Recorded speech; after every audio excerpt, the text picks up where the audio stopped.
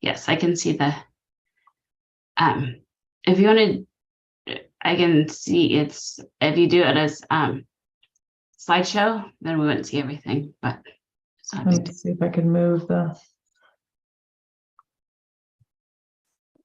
Can you see the slideshow? And no, what I'm seeing is the like slideshow press. Okay, let's try that. Is that better? Yes.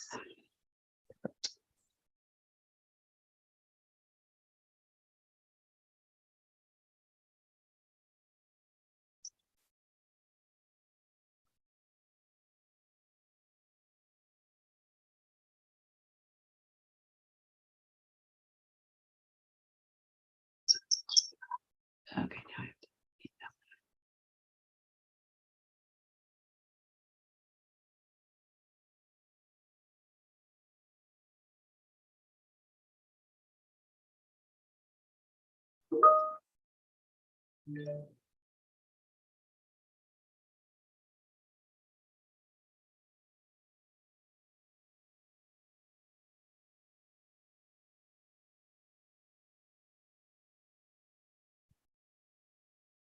Oh, you're okay.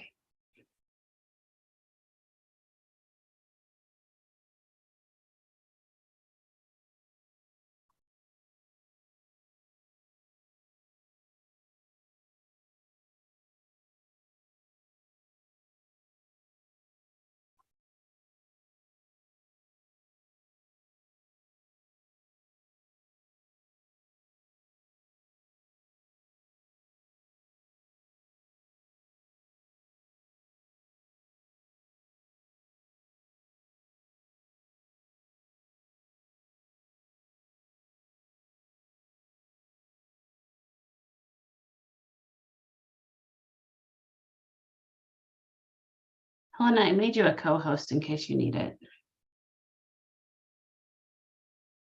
Okay, sounds good. And everyone who's just joining us, we are streaming live on YouTube.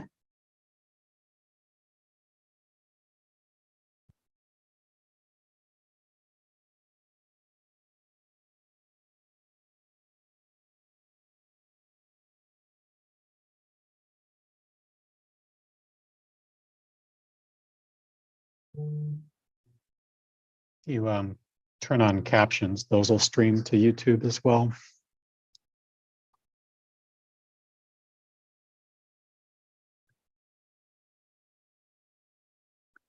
It is 1 o'clock. I think we'll give it a couple more minutes to allow folks to join us, if that's okay.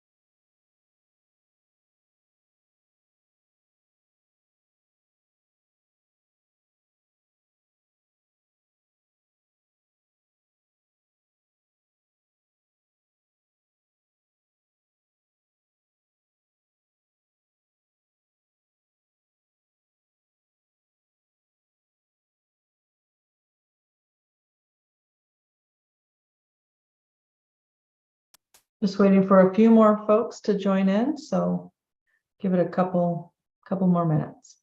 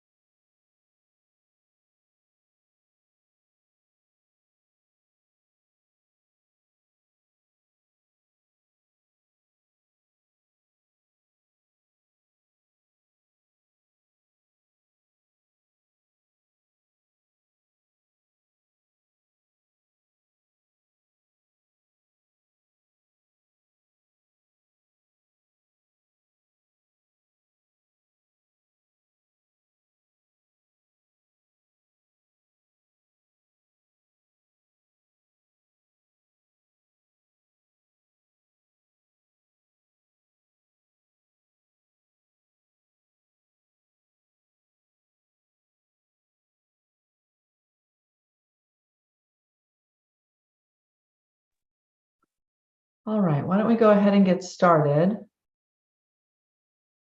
Let me just stop sharing my screen if I can.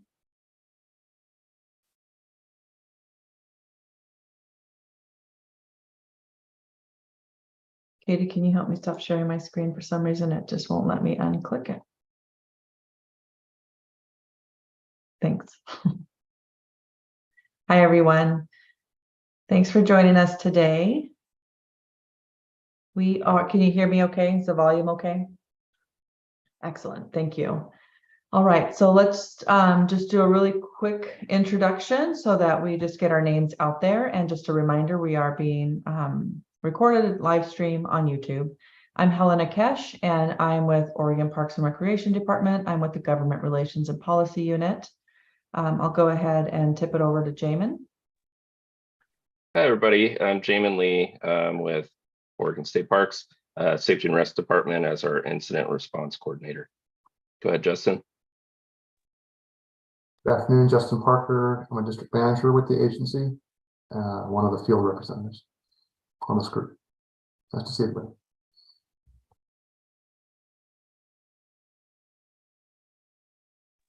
I'll send it to Katie. Go ahead, Katie.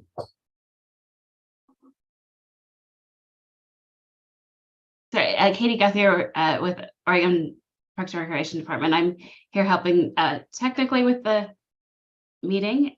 Lydia, why don't you go ahead? Thanks. I'm Lydia Fisher. I'm a law clerk with the Oregon DOJ Natural Resources section. And Steve couldn't be here. Steve Shipsey couldn't be here. I'm going to be here for about half an hour and then have to pop out. I hope that won't be too disruptive, but thank you for letting me be here. It's very instructive for me.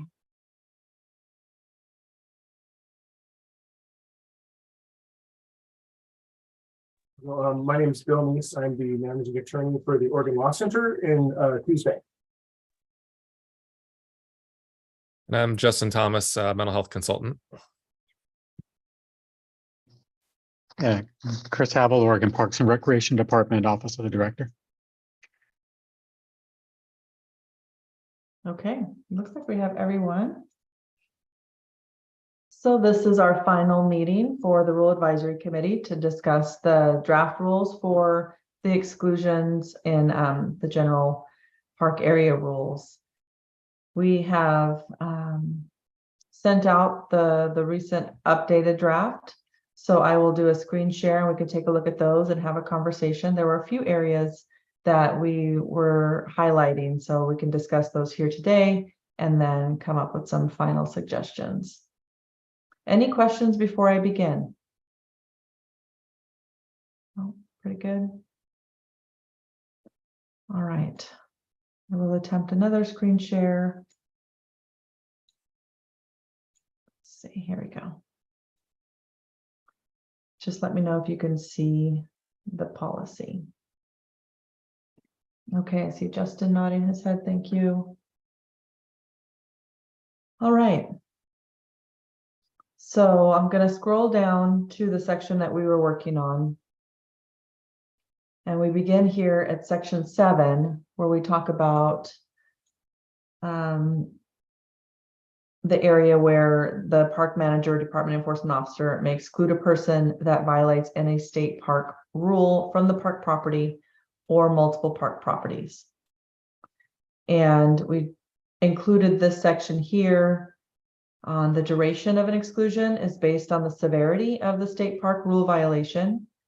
And in determining the duration of the exclusion, the park manager or a department enforcement officer will consider whether the violation is A, affected by visitor or staff safety, park resources as defined in OAR, or park operations, or if the violation involves a repeat violation of any of the state park rules, or a bias crime as provided in ORS 390.997. So those are the areas that we added just to kind of clarify why an exclusion would be considered. And then further, we talked about the enforcement officer shall issue a written exclusion notice. And the enforcement officer that is not a peace officer may request the assistance of a peace officer and mental health practitioner or other agency in delivery of an exclusion. So we spoke at the last meeting to include this language so that if the agency needs assistance from law enforcement, and if law enforcement can also issues assist with mental health practitioners in the area, that's who would assist in the delivery of the exclusion notice. So we added that mental health practitioner language in there as well. And I think we're okay with that. Just to confirm, Justin, this seems to cover your capacity, the work that you do as mental health crisis. Yeah, I think part of the concern is that if there's a potential for crisis at hand, then crisis responding teams from each county have some capacity to be able to go out and assist. So there is already an expectation that they do that. But just knowing that this is part of the rule, I think will help the Parks Department, remember that they can call upon that service if needed. So.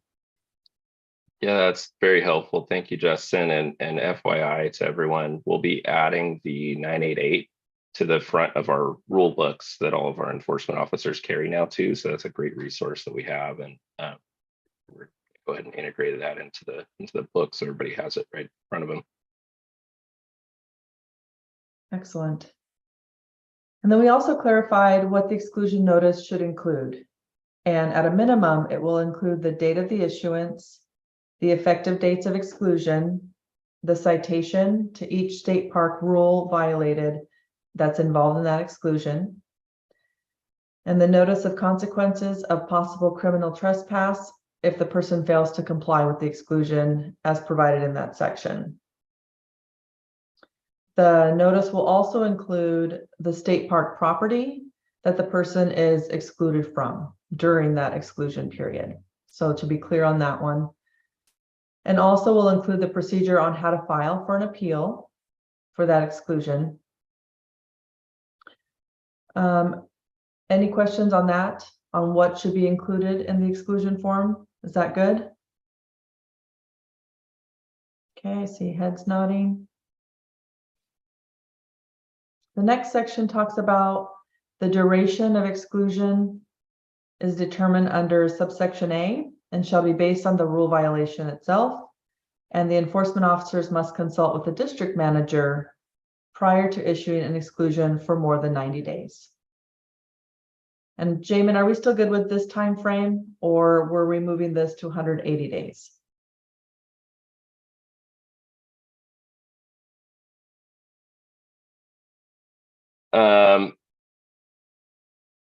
I think the wording is fine for this. I think the appeal process was 180 days and beyond.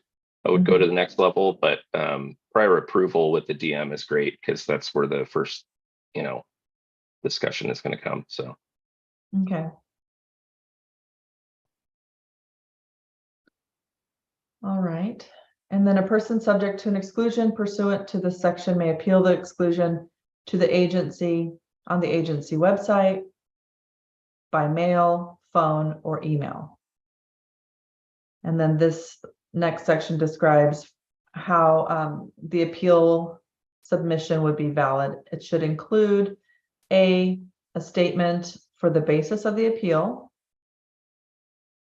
B, the exclusion notice number, C, contact information of the person requesting the appeal, including an email, phone number, or mailing address. And then the next section talks about if any information is missing, the appeal process will not begin until this information to the agency is complete. I see, Bill, that you have your hand raised. I think you're on mute, sorry. I'm having all kinds of technical trouble. I'm sorry. I'm raising and lowering my hand and muting and unmuting. Yeah, I think you already answered it in that it said that the appeal must include the following information, but then I think I was wondering if that might be changed to should. But I think you addressed that by saying that if the information is not there, you're going to contact the person. Is that right? Right. If the information is for the agency is complete. Yeah, if any of that information is missing, the appeal process will not begin until we complete that process. Okay. Now, if someone inadvertently doesn't include that information, is someone going to actively contact them, or is the appeal notice just going to sit until they contact you and finish giving you the required information? No, I think the contact would happen so we can complete that appeal request. Okay. Do you think this language clears that up? I would maybe change must to should, Up here? or maybe include something saying that if after a certain amount of time the information is not provided, someone from OSP will contact the person seeking appeal. Okay, so let's see if we can squeeze that in here. If any information is missing until this information to the agency is complete.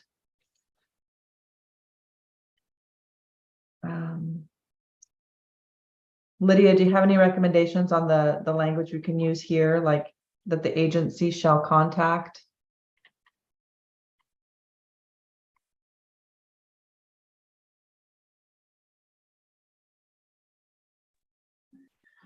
Yeah, so you wanted to get in that the agency will contact the person, the agency shall contact. If they're missing any information to validate or to have a valid appeal, if there's any info missing. The agency shall contact the excluded individual or the individual appealing to obtain needed information. Maybe we could say attempt, because there, Yeah, if we don't have all of certain information, we may not be able to.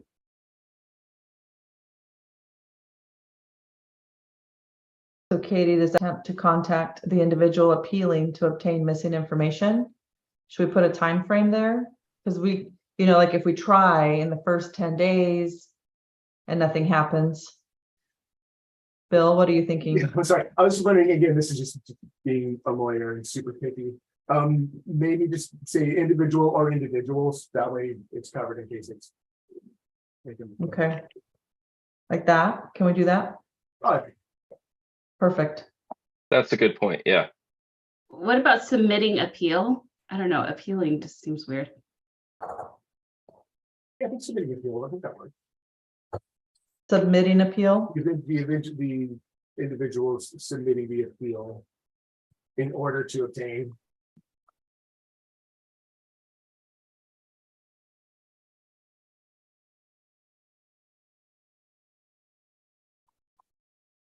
Does that sit well? The agency shall attempt to contact the individual submitting the appeal in order to obtain missing information. Yeah, I would suggest they're submitting the appeal to request missing information because we can't compel them to give it to us. Submitting the appeal to request. Yeah, it'd be my recommendation. Don't know what the implications of saying it that way are. So I'm staring at the lawyers with a suggestive glance. So. Shall attempt to contact the individual submitting the appeal to request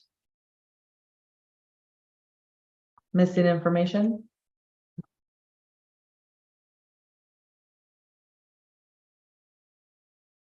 I see it. One lawyer shake their head. Let me see if I can scroll down and see Lydia's. That work well, Lydia? Yeah. Okay, good. Okay, and everyone else. And is it pretty good? Great. Do we need to put a time frame here at all? Like, do we need to say, hey, we tried to contact you? And someone might say, well, when did you try to contact me? I'm wondering if we need a window of time at all.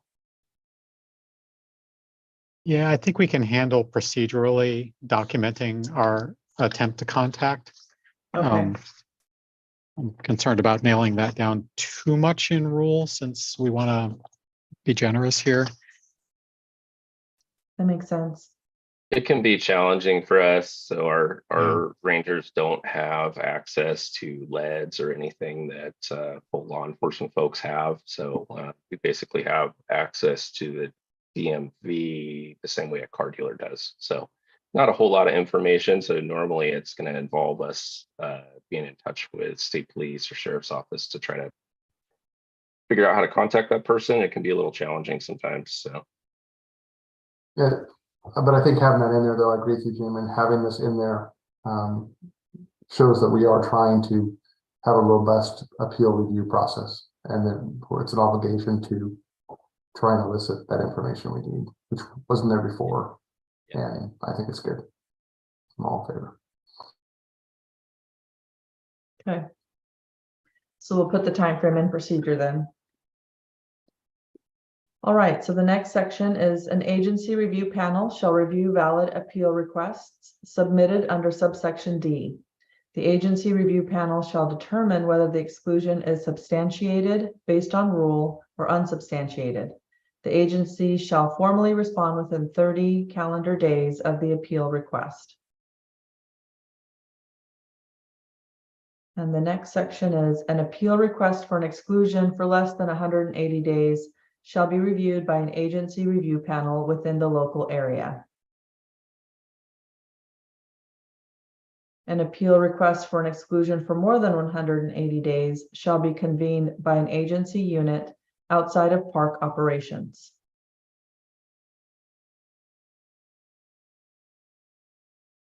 And the next section, the individual may request an in-person or online review during the appeal process.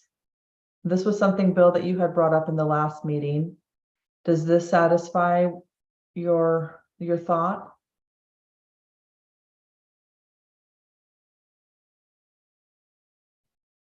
Yes, I mean,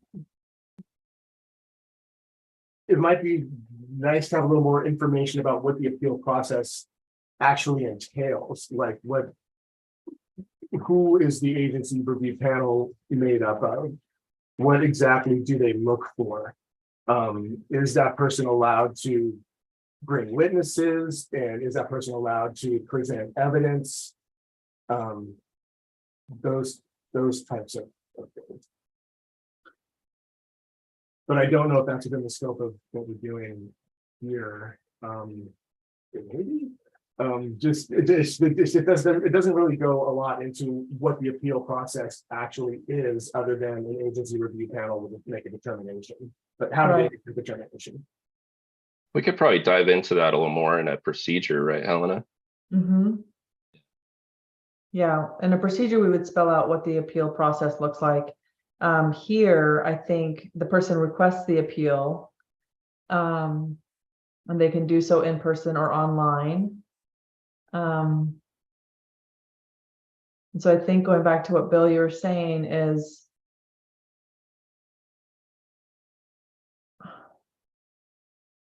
Yeah, so it's procedure, is that written somewhere else? Is that what that is? Is that in like a separate document or, oh, okay. Mm-hmm, mm-hmm. That would also be in a document that was given to the person when they received the exclusion. Right, it'll be on the back side of the exclusion itself. And does that exist already, or is that something that's being drafted out? It's being drafted up, Okay. Jamin. It's not on the exclusion right now, right? On the form? No, Okay. and I'm sorry, I don't have an exclusion with me. We do have a whole lot of information on the back of them, but we're overdue to reprint those anyways, so we can absolutely include that.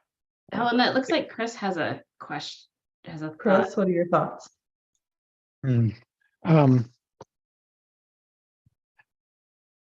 Yeah, I should not have turned my mic on until I knew what I was going to say. So I think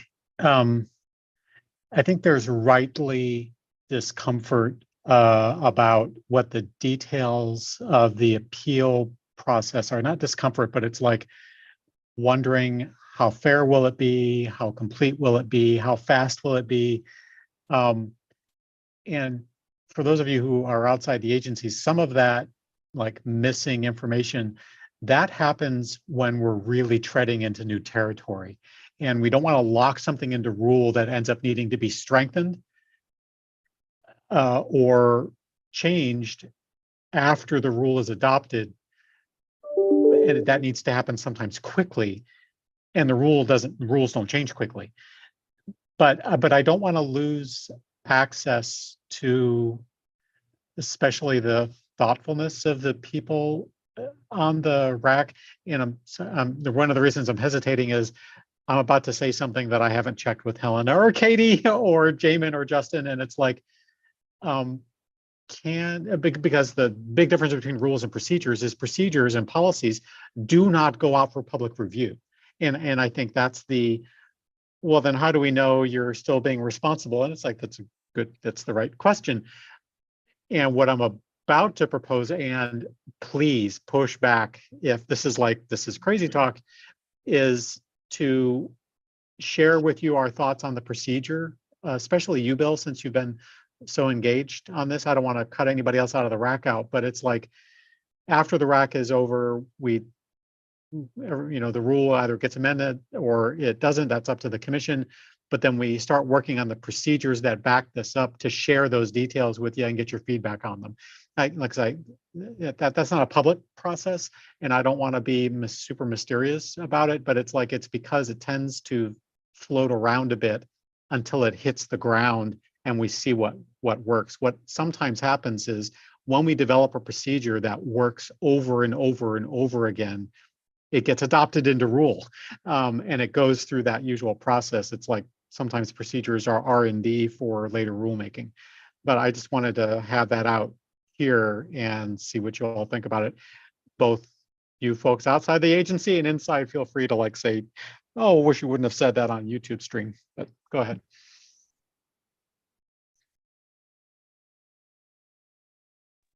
Yeah, I think it's fine. I think in the heart of transparency, what we're considering for our procedural process is fine to share. And we do that in other procedures with other partner groups that have input and can help us make those procedures clearer and more useful. It is that we want to make sure that the people who are that the procedure impacts can also see them. So there are things that need to be in rule, and we want to make sure that that balance is correct. So I think that would be the question for Bill: what needs to be written down in rule versus what level of comfort do you have in what can be a procedure?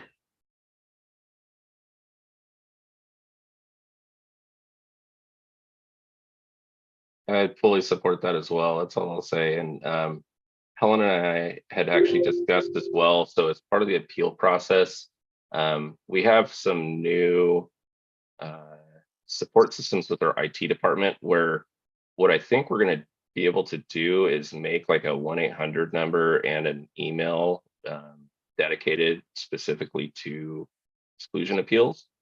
And so maybe what we could do is make a standardized form that gets sent back to that individual if they email it to us of here's what the appeal process will look like. So we could also enforce it there too. I'm imagining it all crammed onto the back of an exclusion with a bunch of other stuff, and it would not be fun to try to read, or if it got wet or something like that. So maybe that's where we can capture that better, is when they go to make the appeal request, then we can provide them with that in a long form.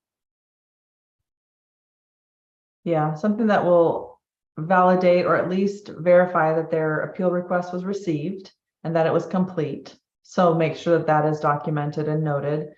Something that is a response that says, thank you for your email, or we received your email, we received your appeal request, your appeal is completed. The agency will take whatever amount of time that is listed there based on the exclusion in order to make a determination of whether or not your exclusion is substantiated, or if your appeal will actually unsubstantiate that exclusion. We will notify you, however you've asked to be notified. So I think we'll spell it out in that initial response email that Jamin talked about, and then just make sure in-house that we have staff that are, on point to make those responses happen, that our IT department has the system set up so those responses can take place immediately once received. And we could document it too.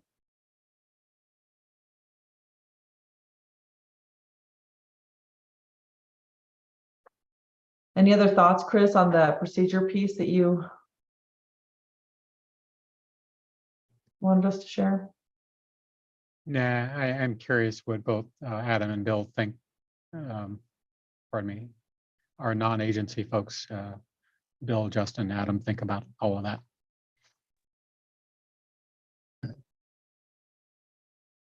I mean, I think that sounds good. I mean, I'm particularly taken, I like the idea of having the communication back and forth too. Just from a customer service perspective, I think that can be just as helpful. I mean, even as these processes take time, if there's any capacity to communicate those things, I think that's exceedingly helpful in trying to manage expectations. So I think that's a great idea. Yeah, and just knowing what the rules are when you go into it, or what the process is, I think is helpful.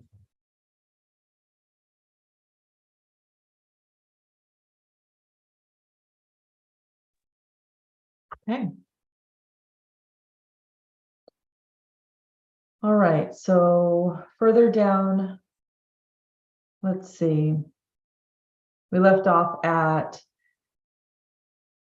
we covered the individual may request an in-person or online review during the appeal process. And the next section, H, the exclusion shall remain in effect during the duration of an appeal.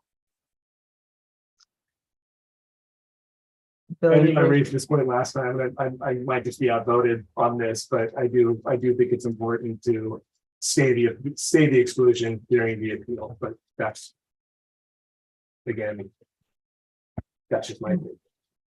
we do have some thoughts on this that I don't think that we included on this just yet. Yeah, this draft doesn't have some of that piece that we were talking about. Lydia, do you have language on this, or Chris, do you have language on this, on the appeal determination taking place within, I think it was a 10-day turnaround in order to avoid that stay necessary?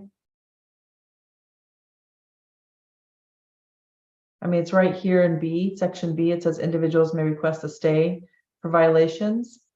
And this is, Bill, what you were advocating for, correct?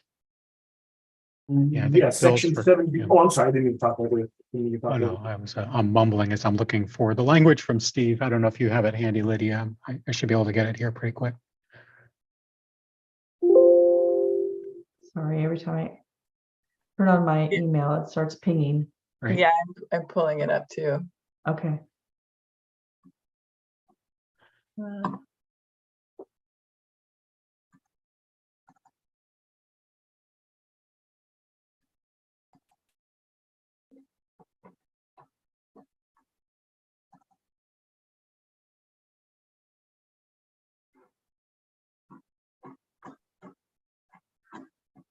So it appears that there's a carve out, so citations issued for violations of visitor or staff safety are not subject to state of exclusion. Is that correct? But anything else is subject to state of exclusion? Sorry, Bill, can you repeat that? Yeah, so, and again, I could be reading this wrong. But it looks like there's a carve out, so basically anything except for the citations issued for visitor or staff safety. Those aren't stayed, those exclusions aren't stayed. Right, Okay. right. Okay. Yeah, so anything in section A would not be qualified for a stay because those are like a threat against another human. But would that also include park resources? Because that's also in section 7. Yeah, Yeah, and I do have some language to share. I can either shoot it over to you, Helena, so you can continue screen sharing, or you'd have to stop otherwise. I'll just email it to you here. Hold on a second. yeah, go ahead and email it and then I'll do a screen share. In terms of numbers, I don't have the exact numbers in front of me, Bill, but I feel the vast majority, under what we're talking about now, the vast majority of exclusions would not have a stay. You know, it'd be a handful that would qualify for the non-stay under what we're proposing. My only concern is that, again, these are ultimately just allegations that are in the citation. And it's a state resource being denied. And if ultimately the appeal is granted, this person has lost access to essentially a public resource. That's my only kind of pushback on that. Is there a different way, Bill, you think we could balance staff safety and like the ARCI type resources or significant, admittedly allegations, right? Is there some observed behavior? Yeah, I don't. And visitor safety as well. And I think the important reminder here is, unlike other agencies with Parks and Rec in their name, is statewide, most of our areas are really remote, and we have maybe one staff member that's there. And it's not just the staff, it's really the visitors that I try to think of too, because we need to be able to ensure their safety when we go away, and they're going to be in an area with no 911 coverage, no law enforcement nearby or anything like that. So we really operate in pretty remote locations compared to, you know, city of Portland or Metro or something like that. So that's Right. where it Right. becomes concerning for us with the stay. You know, I hear you. I do. Yeah, I get it.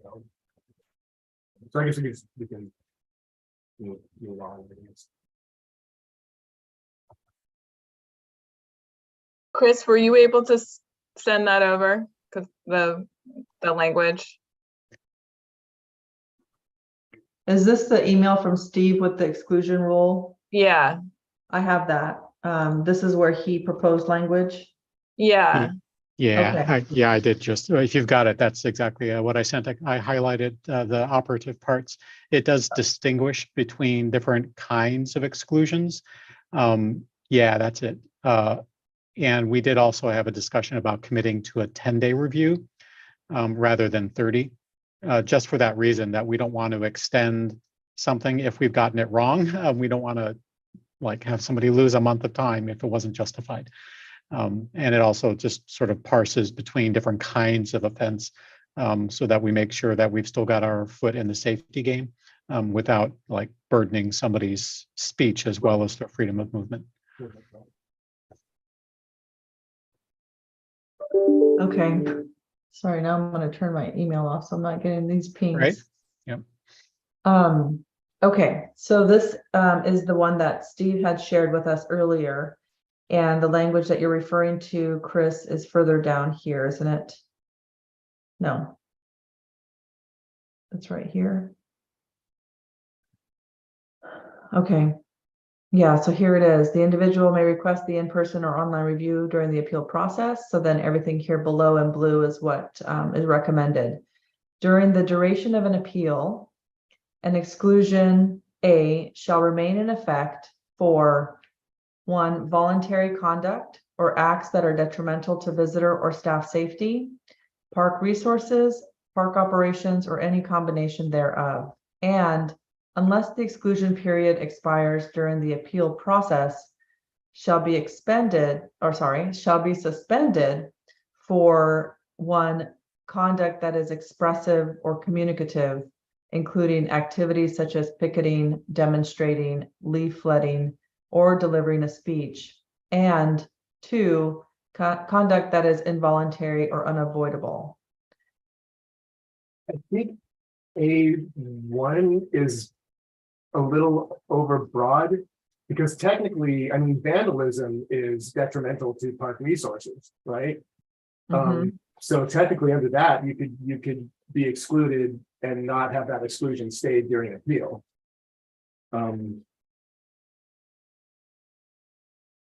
I mean, if you're just trying to keep it to, you know, acts of physical safety, I mean, that's different than this. Because I mean, really anything could be, not anything, but there's a lot that would cover detrimental to resources, operations. Yeah, that's a good point, Bill. I mean, resource damage can be anything from, driving across a restored prairie, or, pushing over a rock arch on the coast or something, it's pretty broad. So we could probably dive into that a little more. I think we can put a little sharper pencil on it, to that. I think we're trying to be less broad. I think we're trying to protect things like shell middens, archaeological sites, Yeah, where irreparable damage can happen. It's not violence, right? But if that individual continues in that activity, right. It's Yeah, you could use something like serious or significant, and while those are vague terms, when you see the procedure bill, you'll see how we break those things down, okay. and we can pick a level, right? If a Great. word like that helps, you think? Yeah, that would. Thank you. and We I add think that word then here, serious? Or does that then need to be defined? Yeah, I'm sorry. Was it Chris that you mentioned that serious or significant? Is that what you said? Yeah, significant was the other word I used, and we do use that word, I think, in other enforcement contexts. I don't see the word serious so much. Maybe it's because we have too much fun. I don't know. And you would need to put something in before serious. It would be voluntary conduct or acts that are detrimental to visitor or staff safety, or actions of serious. Yeah, significant damage to park resources, that sort of thing.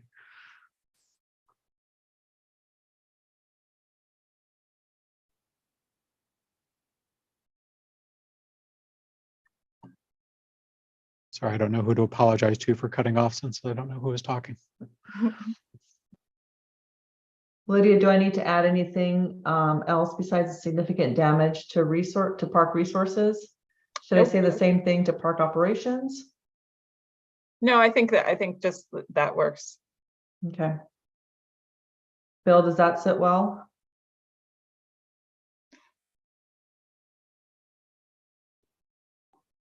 Justin, you good with that?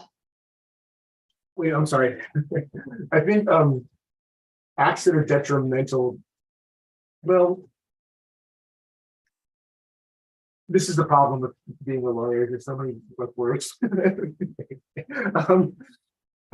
Detrimental to visitor or staff safety. Like, this detrimental would like annoyance rise to the level of detrimental, or okay.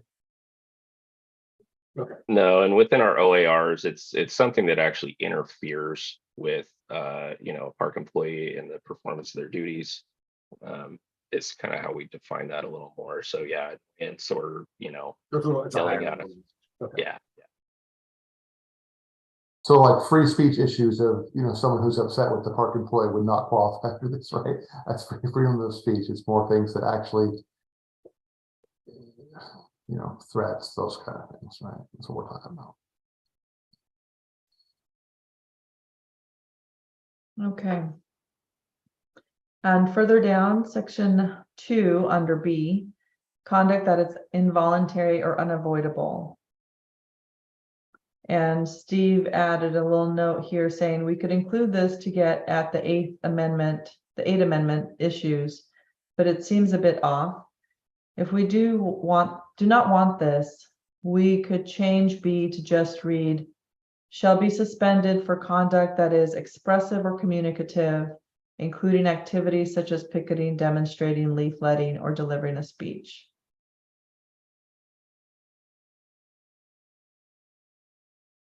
So conduct that is involuntarily or unavoidable, that would be like someone having a mental health episode or something like that. And for that, they can get the exclusion state during appeal. Okay. So we're good with that terminology. Justin, Adam, you think that helps support if somebody's experiencing a mental health crisis or an episode? Yeah, I like the way that reads. Yeah, I concur as well. Okay, great. And then the next section is section C under B.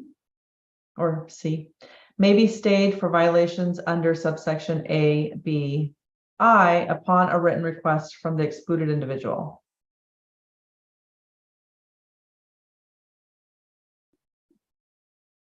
Okay, And I'm sorry to interrupt again. That information will be, I know you said there's going to be a whole list of things on the back of the citation, and that will be on that list that they can request. Yeah, their Yes. Okay, great. Thank you. yeah, we're gonna have an internal work group that's gonna work on updating the exclusion form itself to include the appeal process and then how to request that suspension or stay. I think we'll kind of play with that word so that it's pretty clear that it's the opportunity to still enter the park if they're in the appeal process. So Helen, it's Justin here. I got a quick question. Do we want to broaden that a little bit? Maybe it's the policy where it's broadened, but does it need to be written? Because we're talking about appeals in other parts of this that are email, written, and other Yeah. types to make it easier for the folks who are requesting it. So upon a request. Maybe, yeah. And those types of requests that are available will probably be on the exclusion form. And potentially, if you have a map of areas where they're of the parks in the area with common names, and maybe the back has that same process. We might even be able to do like a write in the rain paper, something that doesn't disintegrate in Oregon's weather. But we were talking about that offline here. So does just removing the word written satisfy that piece to make it open enough so people can make the request by phone, email? And I think that's on the paperwork we hand to the excluded individual, so they can pick what works for them, right? I think that. Yeah. That's good. That's good detail to catch.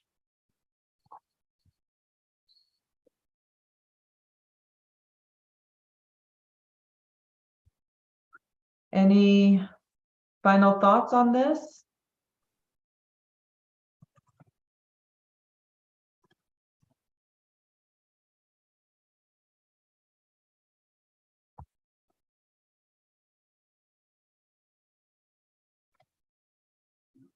Let's see. All right. Thank you so much for your help, Lydia. We'll see you later. Thank Bye. you.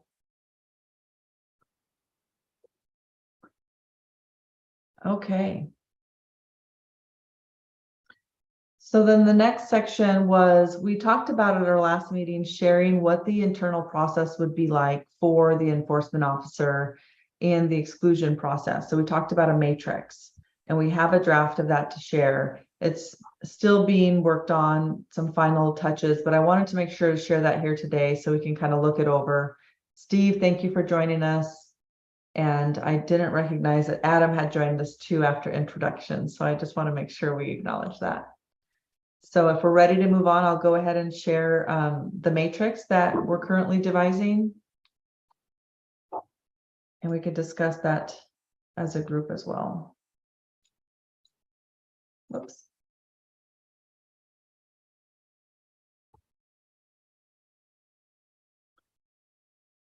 Okay, Jamin, would you mind leading us through this matrix? But you're on mute. Sure, yeah, no problem. And Justin, maybe you can help me jump in here as well. He was helping us to draft this. So violation type 1, so that's kind of minimal park resource damage, less than $500 in repairs. Typical rule violation examples: refusal to pay park fees, dog off leash, other rule violations that minimally impact other users. So the important reminder here is they have to be violating one of our OARs in order to be excluded, right? But the exclusion also is paired with the behavior or the situation that warrants the exclusion. We don't write exclusions every time somebody has a dog off leash, but if it's paired up with something under the behavior situation, that's where it comes into play potentially as a tool. So behavior situation for level 1 would be repeat violations when other tools have been used, and that's CR for compliance request. Order to leave is a kind of a more informal exclusion. It's a verbal trespass, basically, for 72 hours or less, or a actual citation. or when the citation will not generate compliance.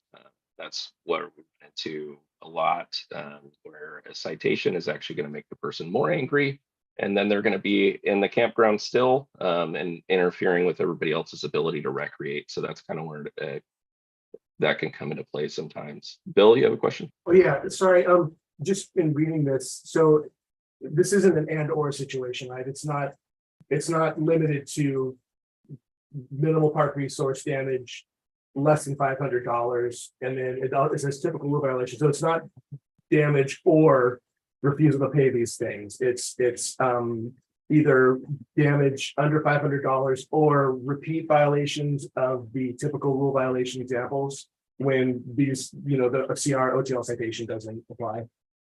Okay. Yeah, that's right. Yeah. Geographic area. So this is, I'll be honest, this is kind of a challenging one for us to have it really black and white, because our properties tend to be kind of a checkerboard. And for example, like when I was a park ranger at in the gorge, we had Dabney and Lewis and Clark are right next to each other. To visitors, they all look the same. And if we're going to exclude somebody for fighting or harassing other individuals, which can be common there in the summer, the exclusion is going to be for both parks. So we need a little bit of discretion there when it's too hard for us to just say this park. So we put park property. MU means management unit. So that's typically kind of a grouping within that little geographic area. District is a little bit broader than that, or county. Any questions there for that geographic area? I'm sorry again. I think you already explained this. So again, my apologies. But so you said that someone just who has an off leash, you're not going to automatically exclude them for 30 days. You try to resolve the situation, say, hey, you got to put your dog on the leash, and then it's just when they keep doing it, that's when the exclusion comes into play. You're absolutely right. Yeah, and that's something that we're trying to address in this matrix, and we're going to dive into a little more too. Is for example, a newer enforcement officer that's gone through a post academy, we don't want it written to where they're going to think that they can write an exclusion for first-time dog off leash. Their manager's not going to support that. Other rangers won't support that. That's not in our training. So we're trying to capture that it has to be in addition to some behaviors. So an example I'll share is a fishing guide on the Sandy River. We'd have to contact over the course of 5 years, probably about 30 times about paying the day use fee. And had refused to, and he'd received a couple citations, a lot of compliance requests, and still refused to pay the day use fee.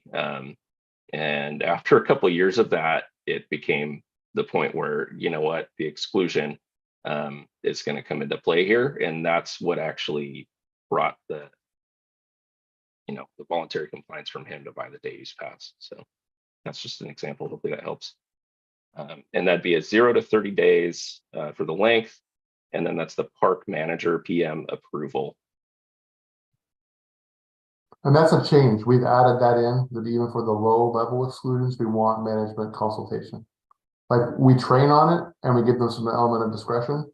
But we've reined that in a little bit in response to the comments we've gotten to tighten up that review, even for lower level exclusions. And I would say that exclusions still, to Jamie's point earlier, I really do feel this, I'm not just saying it, are the last tool they reach for, because there's so many challenges with them. So yeah, but here we are. You want to cover level 2, Justin? We'll switch off.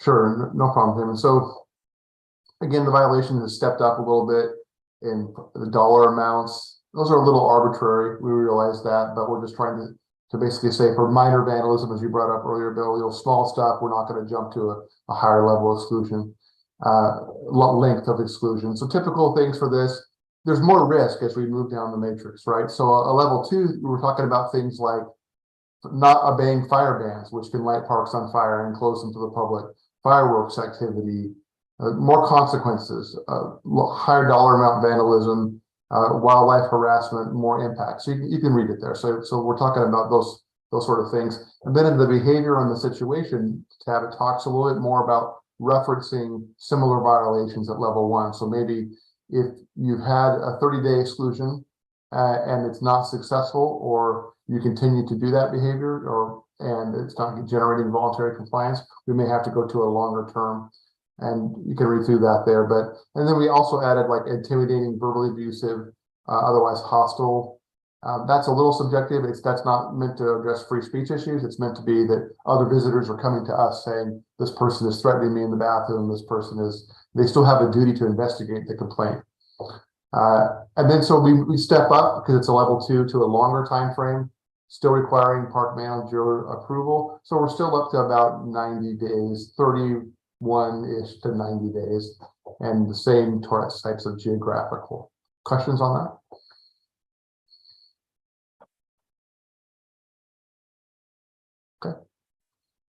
All right, so level 3 resource damage over roughly $3,000.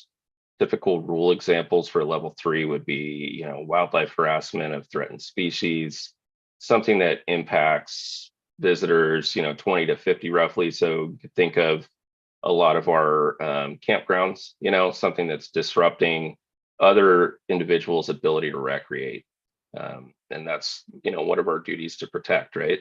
So repeated violations which result in unsafe conditions for other people. So I especially think of damage to a facility or a trail or a parking lot or something that could result in something that injured another visitor when we might not necessarily even be around to protect them from that. So second exclusion for similar violation in 2, third exclusion for similar violation in 1. Park resource damage that results in closure of an area and or up to 6 months to repair. So this is kind of where we step into, they've damaged something enough to where it's going to cause the closure of an area or facility. And so that's further interfering with the public's ability to recreate. And the geographic area for that could be MU, district, county, or region wide. And that's 91 through 180 days. And that's district manager approval. And that's where we determine probably a good cutoff is. The ones that are less than 6 months are typically, in my experience, they're not often appealed. They're fairly cut and dry. Somebody, usually alcohol involved, fighting another person on the beach, or seriously interfering with somebody's camping experience. But it's kind of we're going to get them out of here for a short amount of time. It's not often appealed. But beyond 180 days, that's where we are proposing to have the higher level appeal panel. So we can go down to number 4. David, you want me to do number 4? Yeah, that'd be awesome. Thanks. And I will say, back to the level 3 or the appeal panel for the informal appeal panel for the lower level exclusions, we have made the change we are going to be making the change in the revised policy to not have a district manager who was involved in consulting with the park manager on the length of the exclusion being the one who is deciding that appeal. I just want to touch back on that for a minute. So we are creating more levels of review at the same peer group level, but crossing regions that we talked about earlier, because we heard that loud and clear. So level 4, you can read there how we're talking about resource damage, higher amounts. Jim referenced some fighting earlier, but these are the more promoting, encouraging fighting, harassing employee in the performance of their duties. These are not I don't like state employees, or I don't like your fee structure, or I don't like elected officials. These are not the comments we're talking about. These are visitors coming to us that are physically coming after park employees where operations are impeded. They have to go retreat to the booth. They have to retreat to their vehicle. When they try, sometimes folks will try and aggressively drive towards our vehicles, or attempt to nudge us with vehicles, or hit us. Those are the types of that conduct we're talking about here, not people that just have different worldviews of government value of services. These are real, tangible impacts. So you see, we built in cascading levels of referring to the previous exclusions, the 3, 2s, and the 1s. So that's in there, threatening that violence, and a longer closure, 12 months, and requires district manager approval. and requires the region manager approval. We have the three regions, the coastal, the mountain, and the valleys region. And so more higher level executive review is going through these and truthing them out. And the higher level panel of non-operational folks are involved in making decisions with this level. Great, and that brings us to number 5.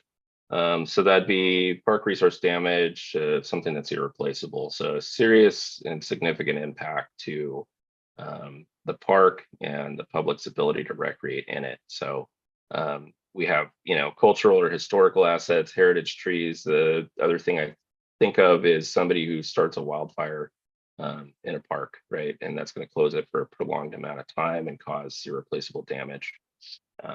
Also violations which result. Oh, so I already got that. Visitor impact, entire park. And then do we have number 6 as well, Helena? Okay, cool. Yeah, I just can't see it. So just making sure. You can scroll back up to 5 for a minute if you want. So this is the 1 to 5 year bracket here. So we've got the cascading effect here for the second line, but we've also included those convicted of a bias crime, committing or attempting to commit acts of violence to park staff or visitors, and that would be a region or statewide geographic area. And once again, this is a matrix. This is the guidance, and I know it's not in writing, but we really train really hard on our staff to think about what's the need of this exclusion. And if it's not needed to be state or region wide, we're not going to go there. That's not going to be the rule.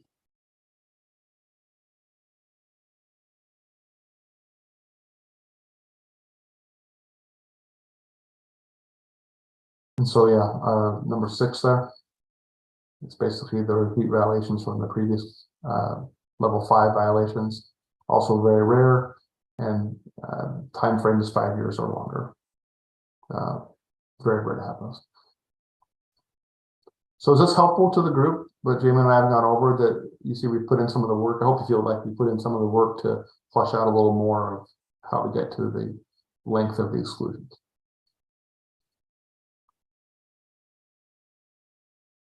And Justin, I don't know if it's helpful to the rest of the group or not, but I realize we're tossing around all these terms: park manager, district manager, region director, and all that. And I don't expect you all to know the boundaries of each of those. I have a hard enough time myself. But maybe since Justin is a district manager, maybe you could talk about the geographic area that your district covers. So you're not physically at those parks on a daily basis. It's kind of your. Sure. So the management unit is a group of parks, as Jason. Okay. We'll go with it. I need some more coffee today. A related group of parks in a geographic area, and I want to say we have, was it 23 management units? That seems to be the number that sticks in my head throughout the state, and then those roll up into 8 districts. So North Coast, Central Coast, South Coast, Portland Metro or Columbia District, Willamette District, and then there's 3 on the east side: the North Central District, South Central District, and the Eastern District. So district managers supervise park managers, train park managers, and are the kind of standards and consistency folks, kind of that mid-level management. And we report to as district managers, the one of 3 region directors that run that region of the state operations. So I think by taking us out of the exclusion appeal process at the higher level, that will only bring even more consistency, or having our peers review the lower level ones that we might normally or historically have reviewed. So we're trying to build in some layers that have been asked for here, and I think it makes total sense to have more transparency in how we review those exclusions. So does that help with the structure? That's probably enough. I am really curious though to see. I know we went through that fast and it was very text heavy. We were talking a lot at you, but what do you want to share your thoughts on if that was helpful or more transparent than maybe we might have been previously? If it's helpful or things we're missing, please tell us that, because it's a draft matrix to go to a guideline. So.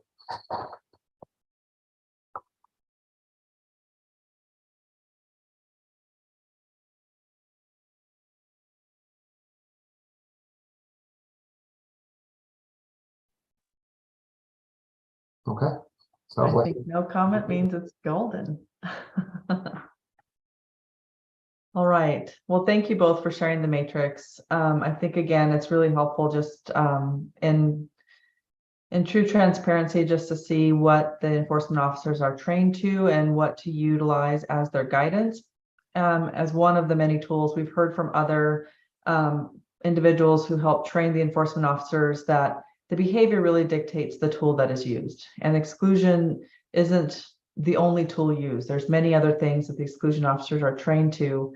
And again, this exclusion matrix is to help folks kind of navigate through the situation and apply it as necessary or according to the situation at hand.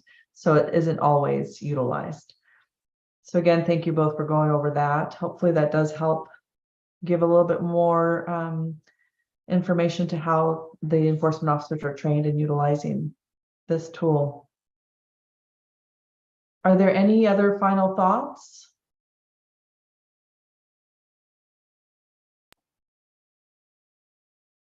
The next step is for us to present the draft rules to the Oregon Parks and Recreation Commission on the 19th and 20th.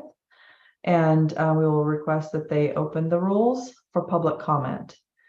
And they will receive a draft of this policy or this rule and a brief describing the situation and why we're actually requesting to open up these rules and update the language. So we'll open it up after the commission gives us approval for public comment for a 30-day period. And that'll probably be in the month of October. We'll have an email and folks can plug in their comments there, and then we'll review that again. And then we'll submit for the commission in the November meeting for accepting the updated rule at that point. So that's the process at hand. In the meantime, outside of the rule, as we mentioned earlier, the matrix is in draft form. So the matrix will be finalized as well. I know the folks working in training the enforcement officers are working closely with the entire agency to kind of help solidify the language, make sure that it's really clear. We'll include the appeal language in that last column as well. And then we'll also be updating the enforcement form to include the appeal information on the back of the form, the individual's appeal rights, and what they can expect. It will also include their way of wanting to be contacted. So we want to make sure that we're really clear in asking the individual which way they'd like to be contacted or communicated with, whether that be by phone, email, or other ways. And I think that's it. I can't think of anything else. Chris, I see your hand up. Yeah, a couple of things. For those of you outside the agency, serving on a RAC doesn't deprive you of the right of participating in the public comment process for the rule. So when it opens up, whether you see your words in the draft or not, anything that you want to say during that public comment period, please do watch for the announcement. When we take this to our commission with a request to open, our commission meetings are also open. You can register to speak there if you want to. I'm going to pop the link into the chat here in just a second. Where you can't comment in front of the commission is when we take the request back to them for adoption. So, by then the public comment period is closed. And at the moment, our process doesn't accommodate continuing to leave that comment period open all the way through the commission meeting. That's something that we've talked about. But at the moment, we haven't made any changes there. So it's really important for you to use the public comment period if you've got something else you want to say. There was an editorial in the Ben Bulletin that talked about the exclusion process. The Rule Advisory Committee process, we're getting to that point. If you have any concerns about anything you saw there, just to send Helen a note and she'll put you in contact with me and we can chat about it if you'd like. Oh yeah, and just the final thing is if during the public comment period, we get a lot of substantial comments that require us to do serious edits to the rule. I promised myself I'd use the word serious in a comment at some point. We may have to reconvene this RAC to go back over those changes if they're, like really take us in a different direction. So I just wanted to drop that in your ear. And I think that's all I've got in my notes. Thank you. I really appreciate everybody chipping in here.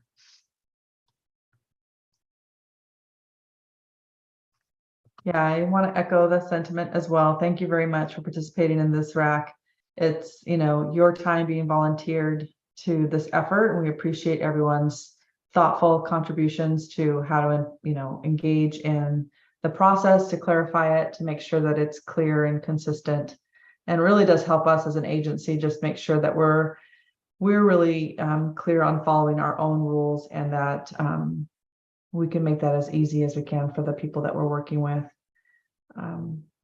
If there are any final thoughts, then I think we have some found time. I want to thank you all.